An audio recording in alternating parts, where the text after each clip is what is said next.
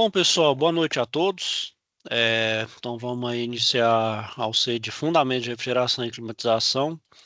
Bom, pessoal, como vocês viram aí, deve ter dado um probleminha aí, negócio de data, mas eu já estou com duas turmas, a turma C e D, né?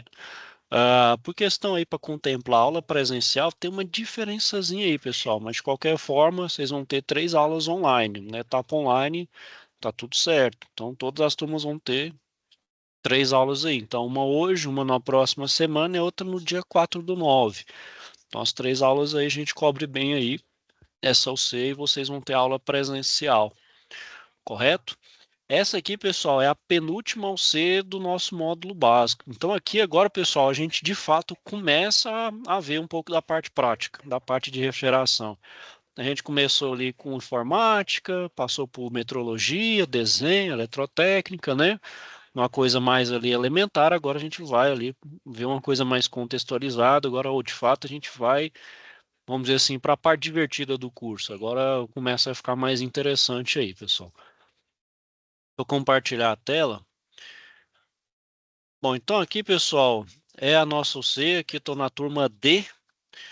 Ela tem uma atividade e vão ter 3 webaulas. A turma D vai ter aula dia 30 e, se eu não me engano, a próxima turma vai ser dia 23. Deixa eu ver aqui, se é 23, é 23?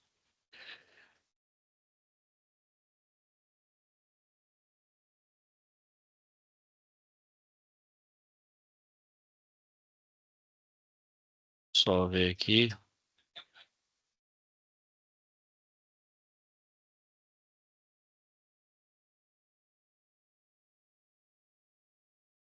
Eu não abriu aqui. Juan, quer falar alguma coisa aí, Juan? O pessoal foi só para. É, deixa eu só ver aqui, pessoal. Deixa eu só ver para não falar, não dar uma informação imprecisa com relação à aula presencial da turma C.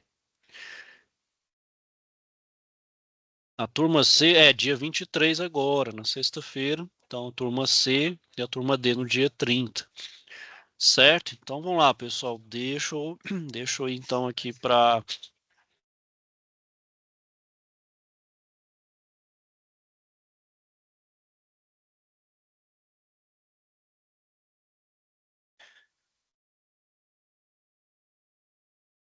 Bom, pessoal, então deixa eu compartilhar a tela aqui. Eu vou falar da atividade e depois a gente vai falar da matéria ali, né? Dos conhecimentos por trás ali. Só, deixa eu ver. Eita, peraí.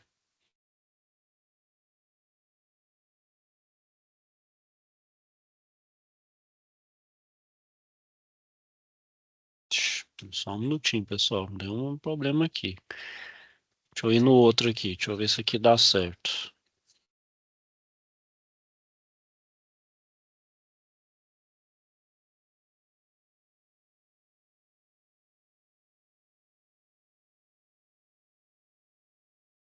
Não era para testar esses erros aqui não, hein? Deixa eu ver se...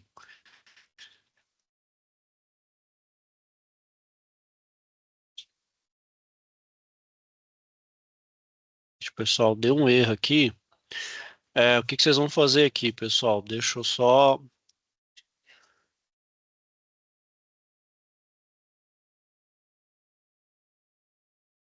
Deixa eu pegar outra forma aqui, pessoal, de acessar a situação de aprendizagem. Só um minutinho aqui. Tá errado aqui.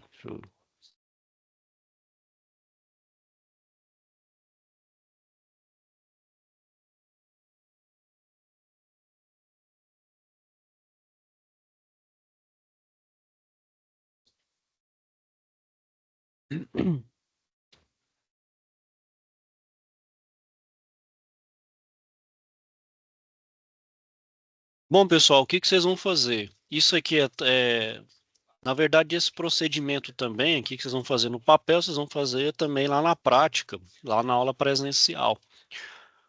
O que que é? Um processo de retrofit de um sistema de refrigeração de média temperatura que opera com um HCFC para outra alternativa, o HFC, né, que não contribui para o aquecimento global e também não destrói a camada de ozônio, né? Que eu vou falar para vocês o porquê que esses gases, esses fluidos refrigerantes estão proibidos, né? De serem qualquer componente de refrigeração aí é proibido de vir com esses novos fluidos refrigerantes, e os que já tem que mudar isso até 2030. O que é um retrofit, pessoal? Retrofit é um processo que você então tira esses gases, esse fluido refrigerante, que é nocivo para a camada de ozônio e principalmente também contribui para o aquecimento global, e colocar um outro que é mais ecologicamente, vamos dizer assim, responsável, né? Ou seja, não agride o meio ambiente, não agride a camada de ozônio e nem contribui para o aquecimento global. Então você substitui o fluido por outro, só que sem alterar a distância, né? Sem alterar a tubulação original, nem o diâmetro, nem o compressor, né? Então tem que ser um fluido compatível ali, né? Então tem que ser um fluido mais ou menos igual. Isso que vocês vão fazer esse procedimento, esse passo a passo, lá na aula presencial. Então o professor vai mostrar esse passo a passo, vocês vão executar ele. Então vocês estão vendo aí que já começa a fazer uma coisa mais sentido aí. E o que vocês vão fazer aqui, pessoal? Porque nessa primeira OC a gente está vendo os fundamentos, então os componentes de um sistema de climatização e refrigeração. Aqui vocês vão ter que fazer um relatório de reexecução de um processo de retrofit. Bom, lá no livro, pessoal, tem o processo descrito. Se vocês quiserem fazer agora, antes da aula presencial, tudo bem, mas se quiserem fazer após a aula presencial, vendo o procedimento lá, depois quiser anotar para depois entregar aqui o relatório, pode também, fica do jeito que vocês acharem melhor. Então, o que eu vou pedir para vocês aqui? Os elementos herméticos que compõem o ciclo de refrigeração, a seleção de um fluido refrigerante alternativo para o HCFC R22, que seja compatível e que não necessite de grandes alterações do conjunto e dos elementos que integram o sistema, a discriminação do fluido refrigerante a ser utilizado como alternativa e, caso necessário, os elementos integrantes ou óleo lubrificante, que necessitem ser substituídos de acordo com compatibilidade para atender o novo sistema, a descrição de um fluxograma referente ao novo projeto de um ciclo de refrigeração por compressão a vapor, e na forma ordenada identifique os elementos que compõem o conjunto, assim como o lado de alta e baixa pressão, sentido do fluido refrigerante e seus estados físicos nos principais pontos. Isso eu vou mostrar para vocês na frente aí, pessoal. E a descrição que servirá como relatório a ser entregue ao cliente. Então aqui, pessoal, é basicamente fazer esse processo aí, o relatório de execução do processo do retrofit. Certo, pessoal? Até aqui ali. Alguém está com alguma dúvida, questionamentos aí?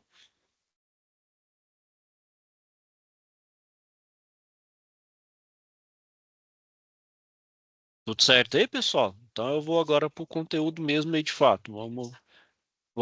Como diz, aprofundar aí nos conhecimentos do nosso, dessa nossa OC.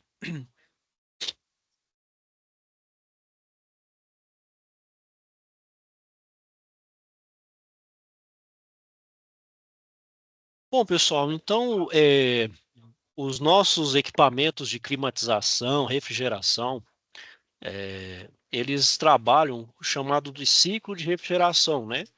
O que é um ciclo de refrigeração? É um ciclo que você injeta energia através de um compressor, ele vai então fazer o movimento de um fluido, que ele vai retirar calor e jogar esse calor para fora, seja para climatizar ou refrigerar um ambiente. E esse ciclo a gente chama de compressão de vapor, porque é onde o compressor ele vai então comprimir um vapor que é o fluido de trabalho, que é o fluido refrigerante. E esse fluido refrigerante, pessoal, ele circula por quatro elementos básicos. Então, todo o circuito de refrigeração, climatização, ele tem que ter obrigatoriamente esses quatro componentes. São básicos. Os demais são para fazer controle, otimização de ciclo, eficiência energética, é mais para aumentar a eficiência do sistema, mas obrigatoriamente ele tem que ter esses quatro componentes. O compressor, que é o coração aí desse sistema, então ele comprime o fluido e faz o fluido circular para fazer então vamos dizer, para fazer a mágica, né, que é retirar o calor de um ambiente para climatizar ou refrigerar. Então ele aplica pressão no fluido. A gente tem o condensador, então esse fluido quente, então esse calor que ele pegou do ambiente, ele precisa jogar para fora do ambiente, isso faz no condensador. O dispositivo de expansão, que a pressão do fluido é reduzida, né? Então é onde ali o líquido vai passar de alta pressão para baixa pressão. E por fim o evaporador, que onde o meu fluido ele absorve, então meu fluido está com baixa temperatura, ele vai absorver o calor. Então esse calor que está ali ele absorve e o frio que está no frio que está contido no fluido refrigerante vai para o ambiente. Então vai ter a troca de calor entre o ar e o fluido refrigerante. E assim então a gente faz o ciclo, né? Então, pessoal, esse fluido, como vocês estão vendo, ele vai ficar mudando de fase. Então, hora ele vai ser vapor, hora ele vai ser líquido. E claro, ele vai ser também uma coexistência dos dois, né? Ó, em determinados momentos vai coexistir aí nos dois estados. Hora ele vai ficar uma mistura de vapor com líquido. Isso aí vai fazer parte do sistema dele.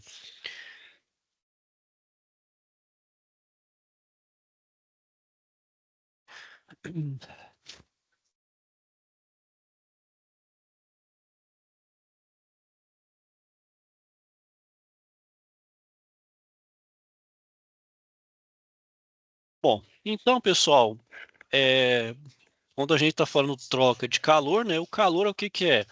É energia térmica em trânsito, né? Então, o que que é o calor? Geralmente, pessoal, na mecânica, o que a gente faz? A gente faz o chamado análogo elétrico. Então, o calor, ele se assemelha ao que? A uma corrente elétrica, né? Que ele está pegando uma energia de um ponto a outro. A corrente é isso, é pegar a corrente, né? Carga elétrica de um ponto a outro.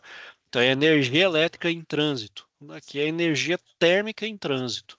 Ou seja, o calor ele vai de um ponto ao outro, onde ele vai de algo de maior temperatura para de menor temperatura para atingir o equilíbrio. E esse calor, pessoal, ele pode ser transportado de três formas: por condução, convecção e radiação. Por condução, eu preciso de um meio físico, né? Que ele vai pela vibração das moléculas, né? Ou ele precisa de um meio físico para se propagar. Então, por exemplo, uma chapa de aço, se eu aquecer ela de um lado aqui, ó, dependendo ali, então você aquece um lado da chapa, depois de um tempo você vai sentir o calor ali do outro lado, porque o calor ele está conduzindo de molécula a molécula. Então cada molécula vai se agitar, né? E vai então ter mais calor. E elas vão sendo conduzidas molécula a molécula até chegar lá na outra ponta. A outra forma, pessoal, é por convecção. Então o calor é transferido por meio de um escoamento de um fluido. Então ele entra em contato com a superfície do outro corpo e assim, ao gradiente de temperatura, realiza a troca de energia do corpo de maior temperatura para o corpo de menor temperatura. Então, por exemplo, o suor, quando a gente tem uma camada de suor na nossa pele, o que que é o suor?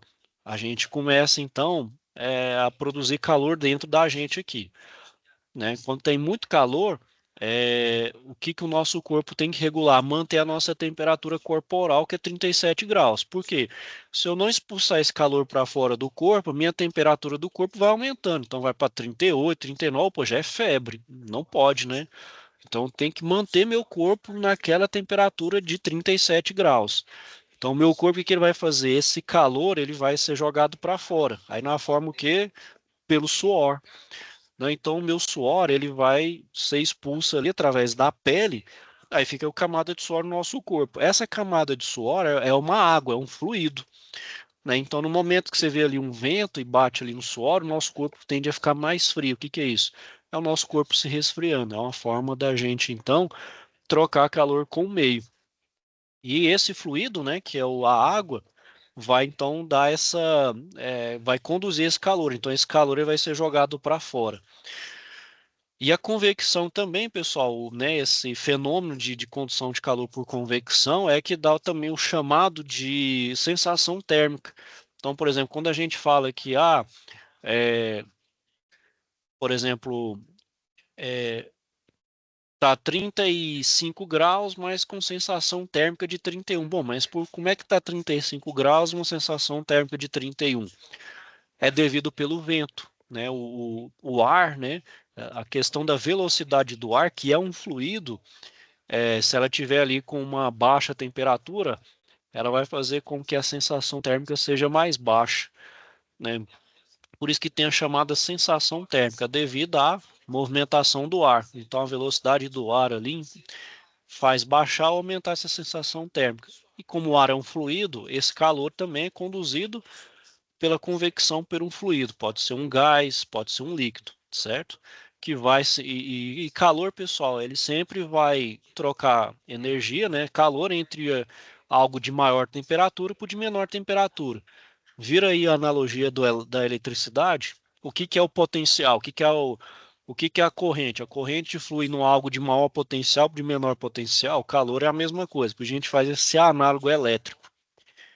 E a radiação, pessoal, ela é uma troca de calor por ondas eletromagnéticas, que ela pode ser gerada ou absorvida por um corpo.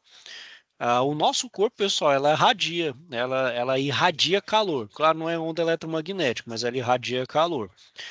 E a radiação, ela pode ocorrer por diversos meios, como por exemplo o vácuo. Por exemplo, como é que como é que o calor do Sol chega até a gente se o Sol está, sei lá, milhões de quilômetros daqui da Terra? Por exemplo, a explosão que tem no Sol equivale a não sei com bombas atômicas, então é muita energia. Então essa energia ela vai irradiar os diferentes planetas até chegar no nosso aqui. Só que no nosso aqui ele chega a uma temperatura média ali, por exemplo, aqui por exemplo, no Centro-Oeste chega na média aqui de 30, 35 graus, né?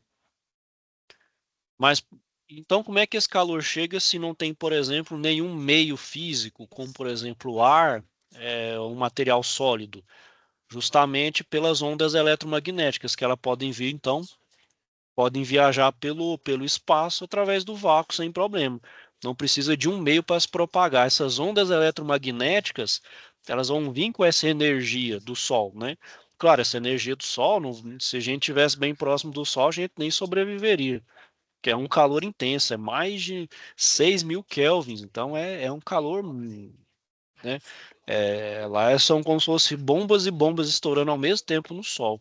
Então, por isso que chega mesmo, porque a questão da radiação, né, claro, vai diminuindo, não tem como você pegar 100% da energia do Sol e chegar aqui, né, porque é impossível, né. Então, essa radiação chega até a gente, é uma forma, então, de transmissão de calor. Então, por exemplo, o calor que entra na nossa janela é calor do Sol, que vem pelo vidro, ou senão que conduz ali, a parede absorve e parte desse calor vem para dentro do ambiente. Bom, pessoal, então com relação ao calor, tem duas formas de se adicionar calor a um elemento. Pode ser para o calor sensível, quando eu injeto energia para variar a temperatura de um corpo, sem que ele passe por uma mudança de estado, né? Ou seja, de sólido para líquido ou de líquido para vapor, ou o contrário. E o calor latente, quando ele vai mudar, quando ele vai trocar de fase. E a gente vai ver, pessoal, que a maior parte da troca de calor ali é de calor latente, é quando o meu fluido refrigerante passa de líquido para vapor e de vapor para líquido. E a maior parcela é responsável, a maior quantidade de calor que ele ou ele absorve ou ele joga para fora. E a mudança de calor sensível, a gente vai ver que é uma parcelinha bem pequena. A maior parte mesmo, por isso que ele tem que ficar mudando de estado, porque é a principal parcela de troca de calor entre o ambiente.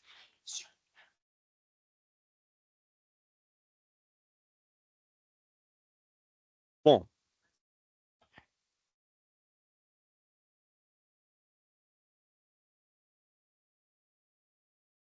bom, pessoal, então a primeira aí, a parte que o meu fluido tem que passar, né, é pelo compressor, né? Deixa eu ver se eu passo aqui já no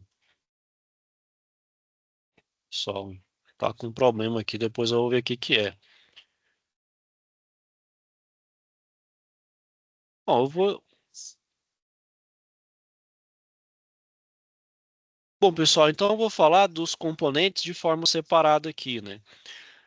Então, inicialmente, eu vou só falar basicamente, depois falar de cada um. Então, o meu compressor, né, ele vai pegar o meu é, fluido que está como vapor, né? Então, ele não pode ter líquido, porque a exceção de um compressor, que depois eu vou falar que é o de parafuso, aceita líquido para comprimir. O restante, pessoal, tem que ser vapor.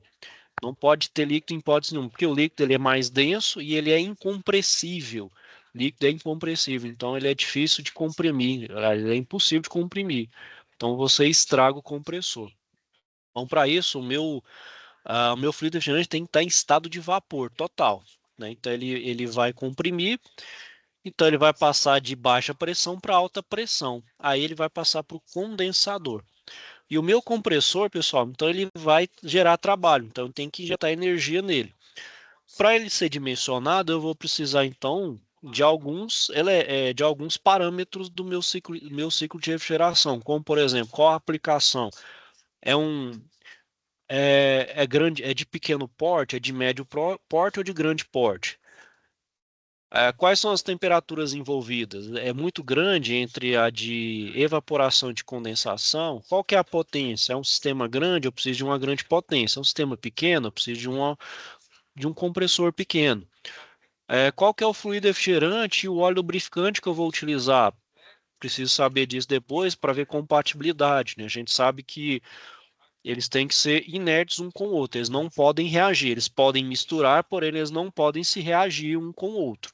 E qual é o local de instalação? O meu compressor, pessoal, ele pode ser classificado conforme a disposição e o acionamento mecânico. Então, ele tem os herméticos, por exemplo, os sistemas domésticos pequenos aí, pessoal, é aquele compressor hermético, aquele todo fechadinho, isolado, né? Soldado, só tem os tubos de entrada e saída, né? Por quê? Esse é um sistema, pessoal, que ele é feito para durar ali, como diz, vida infinita. Média aí de 20, 15, 20 anos aí, fazendo a operação conforme o fabricante determina certinho. Você tem refrigerador aí, climatizador, por um longo período de tempo. Então, pessoal, por ser fechado, ele não vai permitir, por exemplo, manutenção. Então, se teve algum problema grave no compressor, você fez os testes e condenou ele, não tem como você abrir lá, arrancar a solda e tirar um componente e soldar de novo. Você tem que trocar por um novo, um compressor totalmente novo. Mas como eu falei, pessoal, esses compressores, ainda mais esses mais atuais, são extremamente robustos. Se você, claro, fizer tudo certinho, fazer a instalação, a manutenção, a operação conforme o fabricante indica, fazer as limpezas certinho, você tem aparelho para a vida inteira. Eu falei 15, 20 anos, talvez até mais aí, dependendo. Aparelhos antigos aí que estão rodando a pleno vapor aí. Mas nada impede também de poder dar algum defeito, né? Não, claro, pode É? ser defeito de fabricante, ou Uhum. pode ter alguma falha, isso aí é normal, isso aí é perfeitamente plausível, né? Você pode seguir o manual à risca, mas aí pode ser, aí é, como dizer, fatalidade, né? Aí é probabilidade, pode, é aí, né, Jonathan, que tem um problema, né? Aí, essa marca não presta, mas pode ser que você deu azar de comprou dessa marca e deu problema desse compressor. Aí você pode comprar da mesma marca e pode ter sem problema nenhum. Pode ter o azar que aquele especificamente, mas geralmente quando dá o problema, pessoal, por isso que também aí os fabricantes dão até um bom prazo de garantia aí. Geralmente é prazo aí de 5, 4, 5 anos. A Samsung mesmo dá um prazo de 10 anos para os compressores dela. Pelo menos os refrigeradores são assim. Não sei com relação aos aparelhos de ar-condicionado, mas refrigerador aí é 10 anos.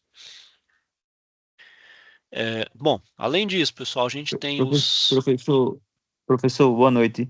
Tem um Boa aluno noite. nosso que tudo bem? Tem um aluno nosso que está entrando na sala no link. O senhor ativou as permissões para entrar automaticamente, porque ele não está conseguindo acessar. Eu já tirei, Romário. eu já tirei toda a restrição. Ele entrou no link certo, porque cada vez que eu Eu, mudo de UC, eu coloco um link novo. É eu o vou, último, é eu o vou falar último com ele no link lá. grupo. Você tá na turma C ou Perfeito. D aí, Douglas? Não, assim, eu tô o Romário é a turma, acho que a nossa turma C. Que é a turma 5. A nossa é a turma C, se eu não estiver equivocado. Eu vou falar com ele no grupo aqui. Ó, o link é esse daqui, eu vou colocar inclusive no chat aqui, ó. Colocar aqui no chat.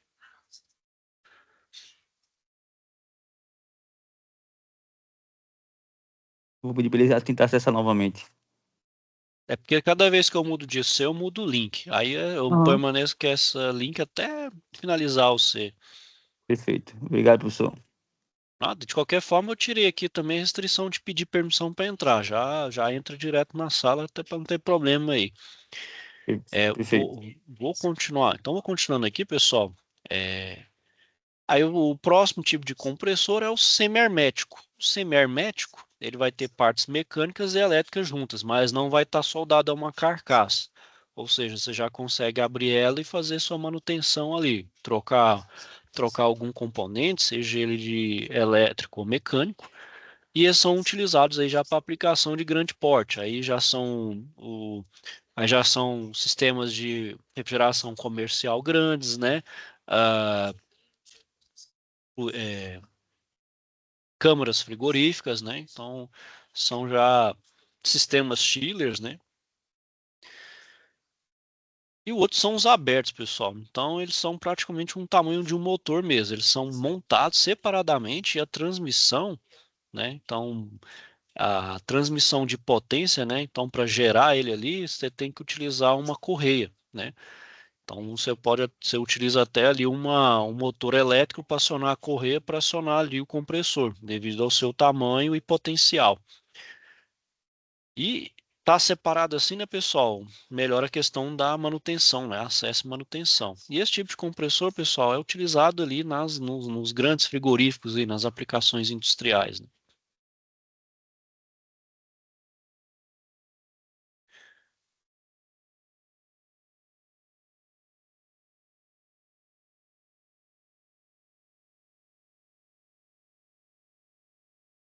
Bom, pessoal, o nosso compressor, ele é dividido em 4 tipos de acionamento, né? Tem uns alternativos, que ele é como se fosse um pistão, né? Ele é um pistãozinho ali, pequenininho, parece um pistão mesmo de carro, de moto, bem pequeno, só que em proporções bem menores. O rotativo de palhetas, o caracol, o parafuso e o centrífugo. Cada um deles, pessoal, vai ter ali seus pontos positivos, negativos e suas capacidades. Então, por exemplo, ali o parafuso e o centrífugo vão ser para grandes capacidades frigoríficas, né, que é os chamados toneladas de refrigerante. E como eu falei, todos eles aqui, pessoal, são intolerantes ao meu fluido refrigerante entrar como líquido. A exceção é o parafuso. O parafuso é um que consegue tolerar, ter uma robustez suficiente para tolerar um fluido refrigerante no estado líquido. Ele consegue comprimir líquido. Os demais, nenhum aceita, né, de forma alguma. Eles estragam e diminuem a vida útil drasticamente quando tem líquido. Então, por exemplo, o alternativo, ele é para pro uso doméstico, só que ele vai vibrar, ele vai ter problema de vibração. O rotativo, de palheta, ele vai ter uma capacidade maior e vai ter menos problema de vibração. Só que são mais caros, né? Assim como de caracol, né? E então tem a questão do custo, suas vantagens e desvantagens.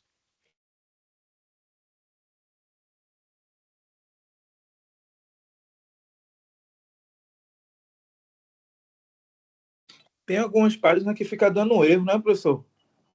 Tô descobrindo isso aqui, pessoal. Infelizmente vou ter que dar uma olhada aqui, viu? É. Dar uma olhada para já corrigir amanhã, não ter esse erro. Ai, ai, deixa eu... Bom, pessoal, vou ter que seguir pelo livro aqui. Deixa eu ver se o livro não tá me decepcionando aqui.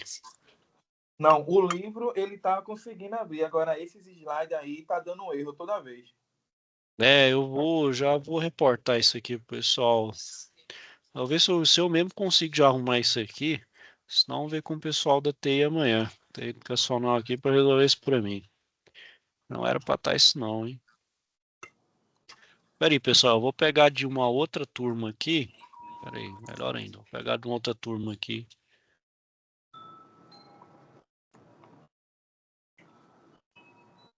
Deixa eu pegar aqui na...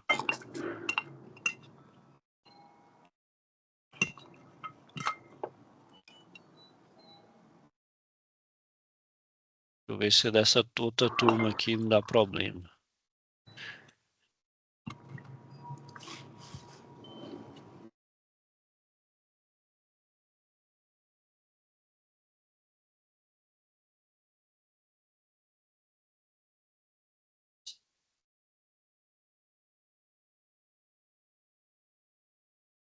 Opa, rapaz, isso aqui tá funcionando. Beleza. Tá, vamos aqui. Mas depois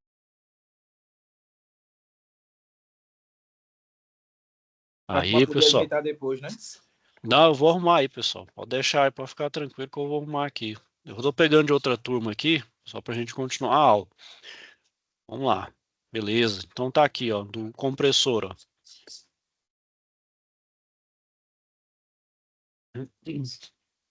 Então, como eu falei, né, o compressor alternativo, ele parece muito, né, um pistão aí, principalmente de moto, só que ainda é menor ainda, né?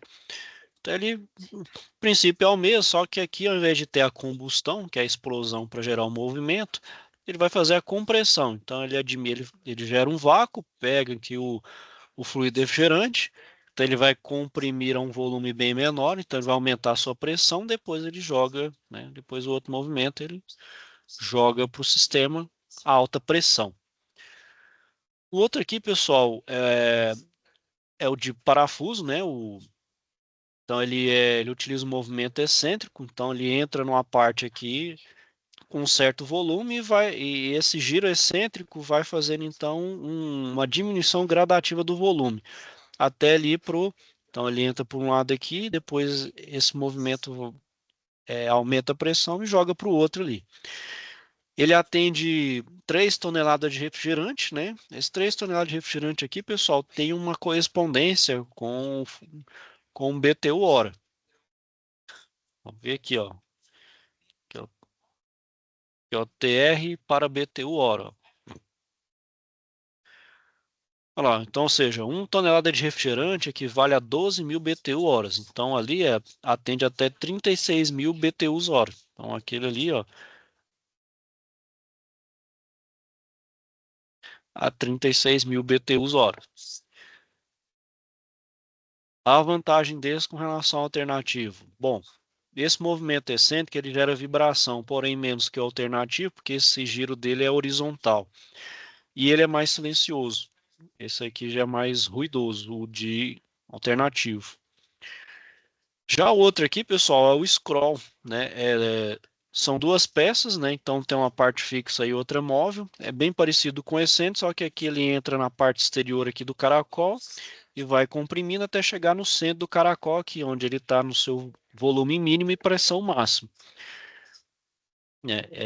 E esses compressores vão ter capacidade também de até 30 HP, né? Uma potência aí maior. E o outro compressor, pessoal, é o parafuso. Então, primeiro, ele pode estar em diferentes posições, né? Que a gente chama de parafuso macho e fêmea, né? E eles aceitam, pessoal, volumes de fluido na fase líquida, ao passo que os demais não aceitam. Foi isso que eu falei. Todos os outros não aceitam, eles são intolerantes, não pode, em hipótese nenhuma, ter líquido. Por quê? Eles não têm capacidade para comprimir líquido. Líquido é incompressível. Já a robustez do parafuso, ele consegue, só que ele é bem mais caro, pessoal. E ele é também para peças muito grandes, ó, já que aqui ó, tem que ser uma peça bem grande e é pesada, né? Então ele realmente só vale para sistemas de grande porte. Então lá, ó, ele atende de 20 até 750 toneladas de refrigerante. Então quantas mil BTU horas aí? Só multiplicar por 12.000, ao tanto de. Então isso aqui é para sistemas de grande porte. Então para grandes comércios ali, shoppings, né? A gente vê sistemas ali de água gelados. O chiller vai utilizar aí um compressor tipo parafuso. Só que esse aqui, pessoal, ele é extremamente ruidoso, então você tem que colocar ele numa casa de máquinas, ele é grande, tem que ser bem instalado, né? Tem que ter um bom acesso, né? E exige também uma mão de obra mais especializada, né? E o outro, pessoal, é um compressor centrífugo, parece muito com a turbina com uma bomba. Então entra numa voluta, então ele vai entrar aqui na pá, vai dar pressão ali e diminuir o volume e jogar para o sistema. Esse pode ter vários estágios, né? Então você pode ter vários estágios para ter diferentes pressões, para até devido porque ele consegue dar vazão, mas não consegue dar pressão, esse tipo de turbina, né? Então ele precisa passar por estágios. Então você comprime uma vez, depois comprime outra, depois comprime outra para dar o máximo de compressão. Porque a característica desse compressor centrífugo, ele não consegue dar muita pressão, ele dá vazão, mas não dá pressão. Aí eu preciso de estágios, né? Colocar vários estágios nesse caso aí. Passei então o meu fluido do compressor, o próximo passo onde ele chega é no condensador. Então eu tenho um vapor a alta pressão com muito calor. O que eu preciso fazer? Retirar esse calor para fora. E quem é responsável por isso é o condensador. Eu tenho dois tipos de condensadores, pessoal. Eu tenho ele a resfriar ar por convecção natural, esses da geladeira, né? Apesar que as geladeiras atuais não vêm mais com condensador exposto assim.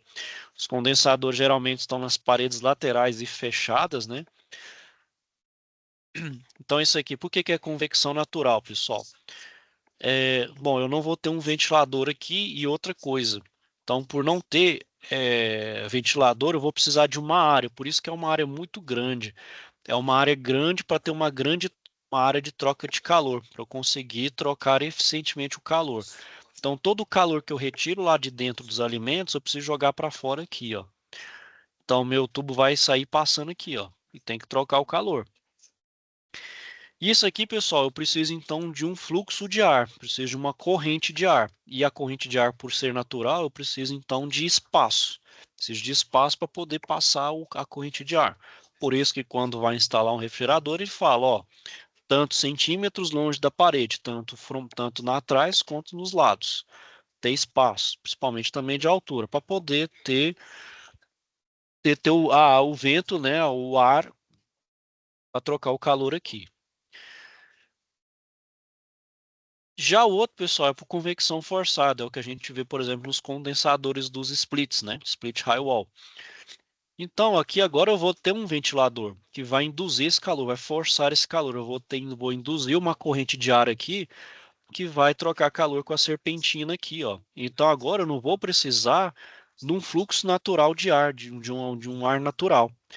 O próprio vento aqui eu vou conseguir fazer a troca de calor eficiente. Então, logo, eu não preciso de uma área grande de troca de calor. Eu posso diminuir isso aqui, ó, drasticamente. Então, posso fazer um condensador mais compacto aí, ó.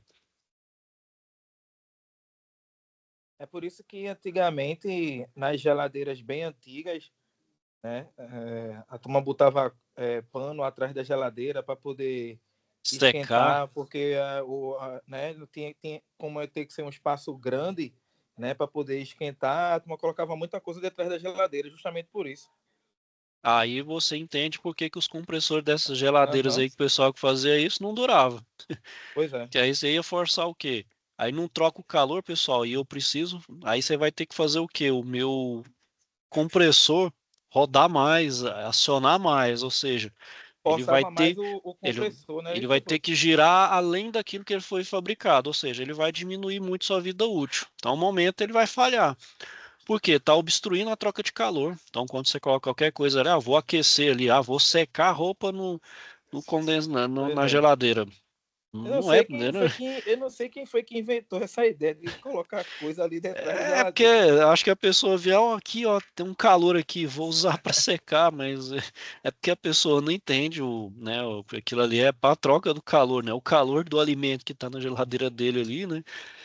Como diz a cerveja natural que ele colocou na geladeira tá jogando para fora ali, ó. Assim, eu citei esse exemplo porque antigamente, quando eu morava com meus pais, minha mãe colocava muita coisa ali por trás da geladeira. Só citei esse exemplo por isso. Porque eu já vi, já presenciei minha mãe fazendo isso já. Mas é porque vê alguma pessoa fazendo, ou um parente, mas não é por, né, assim, não é maldade, né, de onde você vê, poxa, vou aproveitar ali, tem um calorzinho ali, vou usar para secar mais rápido, né? Vai ver Ah, se já foi passado até dos antepassados, né? Vai sim, passando de sem dúvida, geração sem em dúvida, geração. passa ali, né, o avô passa para a mãe passa para o filho, aí depois a gente vai entendendo ali como é que funciona, opa, não é para isso, né? Aí, e claro, aí você vai vendo ali, nossa, mas aí por isso que geladeira lá não tava durando, mas por que será? Aí descobre, ó, usou esquentar, né? E aqui também, pessoal, por exemplo, esse tipo de condensador também tem umas recomendações, né? Então, por exemplo, está soprando para cá, então você não pode ter uma parede muito próxima. Então, você tem que ter um espaço ali para poder esse ar ir para fora. E também da mesma forma, você não vai ter como circular ali, né? Então, paredes, então pede também distâncias, até recomendações em áreas litorâneas também, né? Perto de maresia, porque, né? Principalmente para corroer ali as aletas, as pás, né? Enfim, todo componente do condensador tem recomendações. O fabricante fala ali da instalação nesse tipo de ambiente também.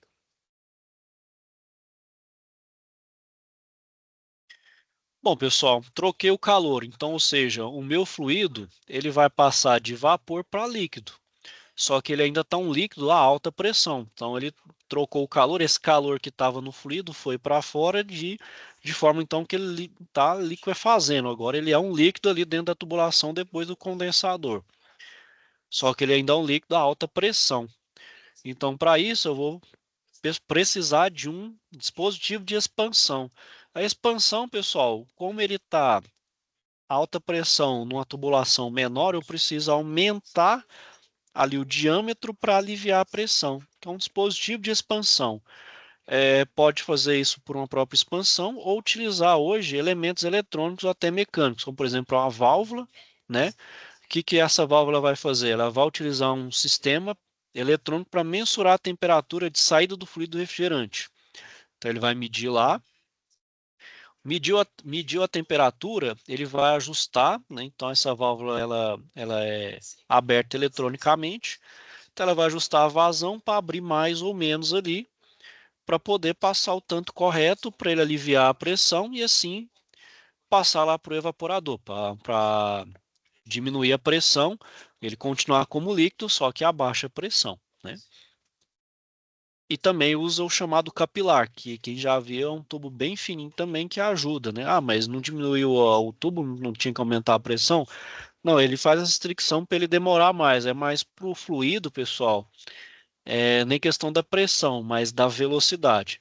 Então a gente não pode esquecer aqui duas coisas. O meu fluido está escoando, então ele tem velocidade, ele tem pressão e o estado dele. Então é velocidade, pressão e temperatura. A gente tem que pensar vamos dizer, nas três variáveis aqui que está ocorrendo aí simultaneamente.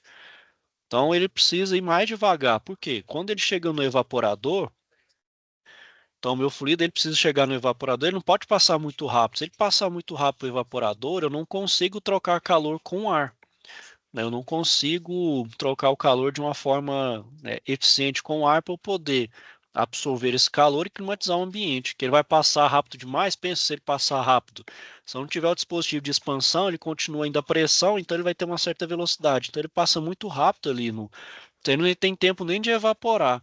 Se ele não tem tempo de evaporar, ele chega líquido lá chega líquido lá no compressor. E é tudo que eu não quero.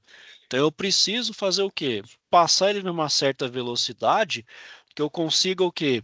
Evaporar. Evaporei é o tempo para eu conseguir passar, evaporar o fluido e também climatizar o meu ambiente. Climatizei o meu ambiente e também evaporei ao máximo o meu fluido. Claro, isso aí também não vai garantir que passou pelo vaporador, o meu fluido está 100% vapor. Não, eu preciso ainda ter um recurso para garantir que esse fluido ainda não tem uma fase líquida para ele ir direto no compressor. Aí eu utilizo alguns meios. Posso utilizar um acumulador de líquido, que antes de chegar no compressor, ele vai nesse acumulador e ele vai evaporando aos poucos até e totalmente vapor, ou aquecer mais ainda, passar por uma espécie de aquecimento que vai superaquecer esse vapor, que aí ele transforma no vapor superaquecido, né? Então aí eu vou usar isso para poder garantir que ele não chegue líquido ao compressor. Chegou no compressor, meu ciclo retoma novamente aí.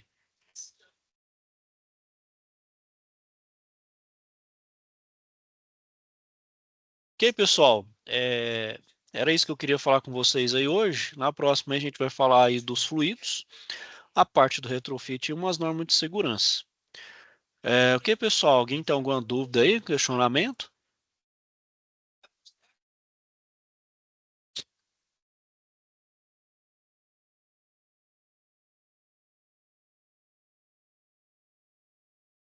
Tudo certo, pessoal? Alguma dúvida aí, questionamentos? Tudo certo, tudo certo. Bom, pessoal, então eu vou finalizar a aula aqui por hoje. Se tiver então alguma dúvida, questionamento aí, pessoal, me procurem. Vou desejar a todos então aí uma boa noite, ok, pessoal? Fiquem com Deus aí, até a próxima. Até a próxima, se Deus quiser. Tchau aí, pessoal.